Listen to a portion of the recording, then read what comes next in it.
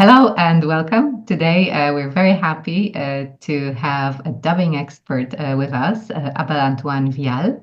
Uh, Welcome. Very happy you could join us today. Thank you for your time. Thank you. Very glad to be here. Yes. Could we start perhaps with a little bit of introduction? Could you tell us about your dubbing journey and the different roles you have had? Yes, of course. I got trained in, well, first I studied in France. I'm French. I studied literature and English language in France. And I went over in England to finish my master's degree in London, in Roehampton University. And then I followed up the next year. I stayed in England and I completed an MA in audiovisual translation. And I completed my course. It was a 1 year course. And then I got the opportunity through our mutual friend, Tia, who was working in Barcelona at the time in the dubbing studio.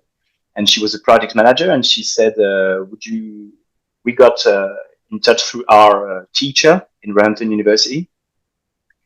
And she said, I'd need 3 months to finish my thesis. Would you be interested in coming over? And I'm like, okay, yeah. I was young. I was ready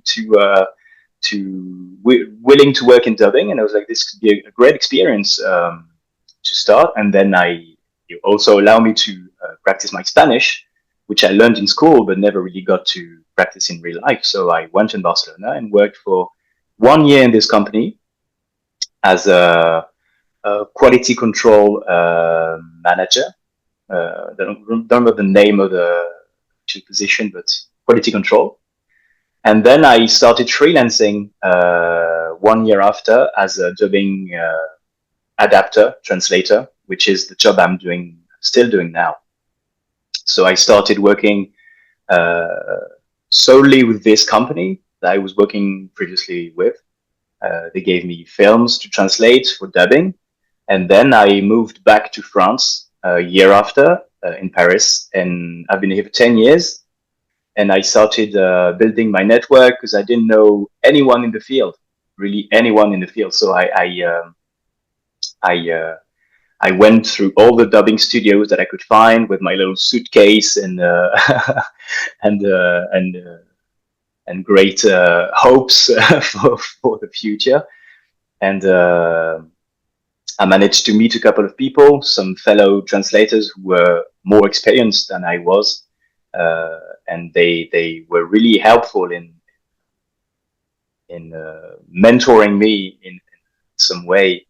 And some gave me projects so I could start, because that's the hardest thing to do. When you start, you don't have anything to show for it, for your skills. So you have to have a first project.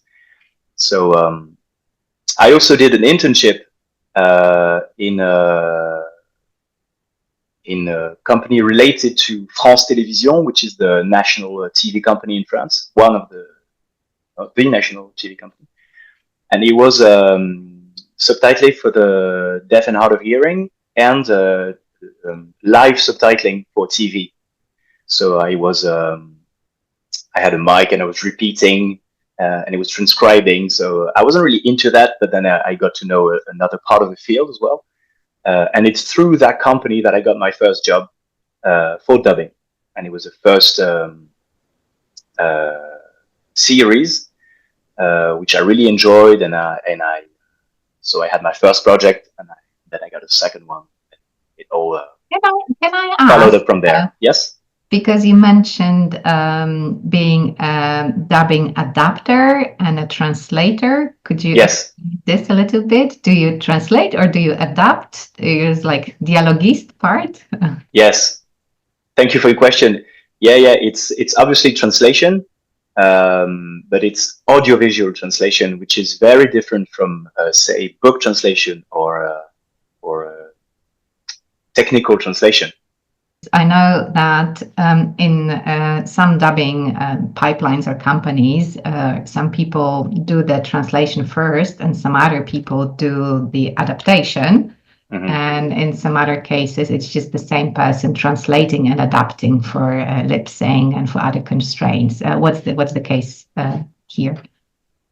Yes, I think it used to be the case mostly in France because I was going to say maybe before dubbing adapters were more literary persons, or from what I know, um, some came from theater and didn't really speak good enough English or another language to be able to translate and then adapt. So what they did was ask someone else, a translator, to translate the script, and then they would adapt. So adapt it for lip sync purposes, and then make it into a dialogue, really a movie dialogue.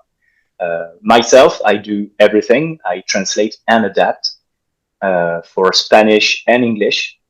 But personally, I think for me it would be harder to get a translation from someone, because it's, for me now, it's like a one all-in-one process. I do it at the same time. I translate him, then I think, okay, he's speaking like this, so I need to use more of this word. It's easier for me. But it's interesting because the way I see it, if you allow me to explain it, is I when I watch a sentence being said in a film, I kind of absorb it, and I'm thinking, how can I say it in my language the way someone, a French-speaking person, would say it. So it's not necessarily, it's not literal translation. It can be sometimes when there's no other way to say it, but it's more, I say it in a way, I absorb it, I make it mine, and then I say it as I would say it, with the, of course, the who is the person speaking, if it's a kid, if it's an old person, if it's a, etc. That's how I do it, roughly.